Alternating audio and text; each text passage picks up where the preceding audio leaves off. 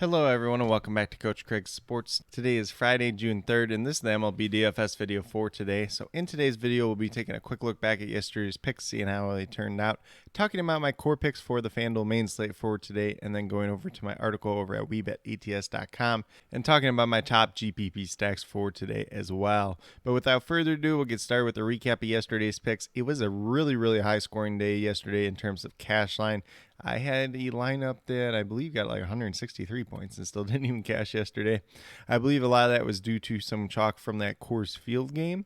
I haven't looked too much into it myself, though. But at pitcher, we had Matthew Liberatore, $8,000, going against the Cubs. The Cubs haven't been hitting the best in recent history. They just faced another rookie the day before and didn't hit that well. Matthew Liberatore obviously had a little bit higher pedigree than that Josh Alexander that pitched for the Brewers the day before, but Liberatore was not good yesterday. He gave up like 4 runs in 3 innings, 6 hits, like 3 walks, ended up with 1 point, so he was a clear miss yesterday, which was just really unfortunate. Then we moved down to first baseman Paul Goldschmidt, $4,500, got to 12.7 points, so he ended up being a hit yesterday. Then we had Eugenio Suarez, $3,200, got to 12.9 points, so he was also a hit. Trent Grisham, kind of, one of those pay down options yesterday, $2,500. Decent history versus Adrian Hauser. He got to 6 points, so he was a push. And then we had Eduardo Escobar, had decent history versus Tony Gonsolin. Obviously, Tony Gonsolin limited this Mets team to 2 hits in 6 innings, so not too much upside there for those Mets hitters overall. So Eduardo Escobar, he ended up with 0 points, 0 for 3 on the day. So not the best day by any means, obviously. It's been a little bit of a rough week, but sometimes that happens with the MLB DFS. You're going to have the good days, you're going to have the bad days, and hopefully today is going to be one of those good days. And with that being said, we'll get moved over to the core picks for today. And for today's slate, I will say there is a ton of pitchers in play today. There's a lot of good pitchers pitching today, so it's really easy to pick some good pitchers today. It is a little bit tougher to pick hitters with good histories versus pitchers, or hitters that have been hitting well and have good histories with pitchers, but there's going to be some guys that do have some upside today as well. And with that being said, we're going to start off with pitcher Nathan Eovaldi, $8,800, averaging about 31 fantasy points per game on the season. Pitched really well the last 2 times out. Going against the Oakland A's, one of the weaker offenses in all of baseball at this point in time. These A's hitters haven't hit him very well in the past. So if Nathan Eovaldi is on top of his game, there's no reason to think that he could not be the top pitcher on tonight's slate overall, even though there are some really good pitchers pitching today. Then we move down to first baseman Nate Lowe, averaging just over 7.5 fantasy points per game on the season, $2,800.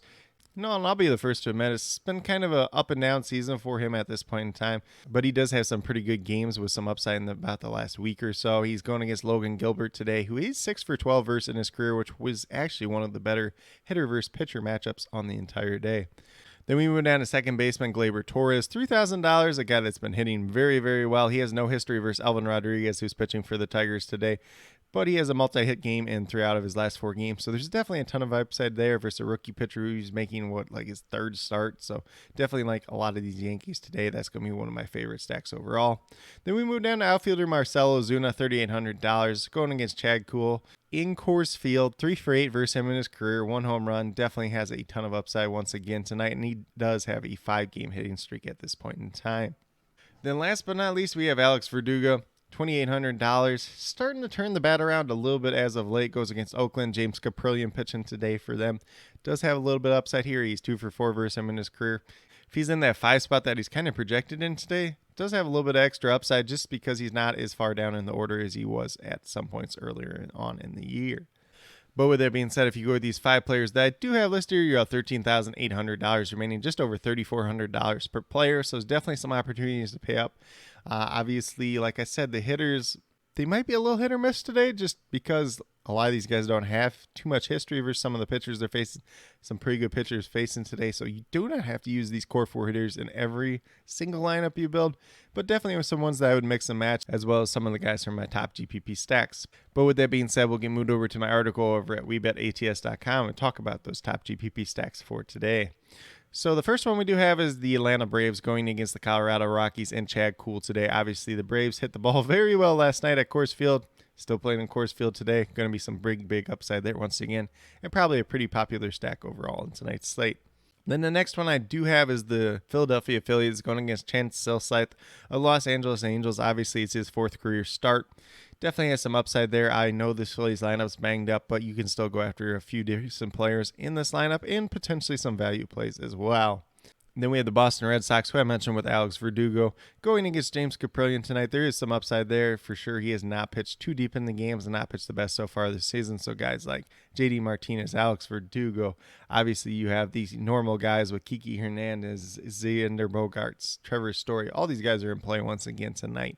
Then last but not least, we have the New York Yankees. You can pretty much mix and match anybody you want into your lineup from the Yankees tonight and looking pretty good against Alvin Rodriguez.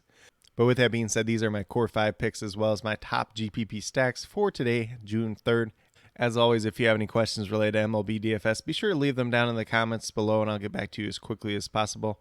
Also, be sure to let me know your favorite play on tonight's slate. Maybe somebody from my core 5 picks, maybe somebody from my top GPP stacks, or a completely different player that you guys think I missed. Definitely interested in hearing what you have to say.